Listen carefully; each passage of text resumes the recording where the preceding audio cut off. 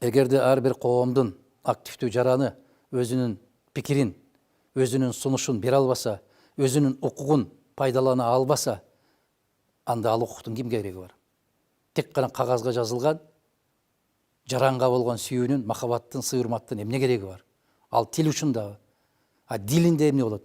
Демек, өлкө, мамлекет, бийлик өз жаранына кандай мамиле жасаса, ар бир жаран бийлигине дал ошондой мамиле жасайт. Натыйжада эмне болот? Бийлик менен элдин ортосундагы ажырым аябай күчөйт. Бизге дагы бир жолу айтам, бийлик менен элдин ортосуна аябагандай бекем кылымдардан бери турган бурана сыяктуу, же болбосо өзгөнүн мунарасы сыяктуу бири-бирине ушунчалык чаптап койгон зат эмне болот?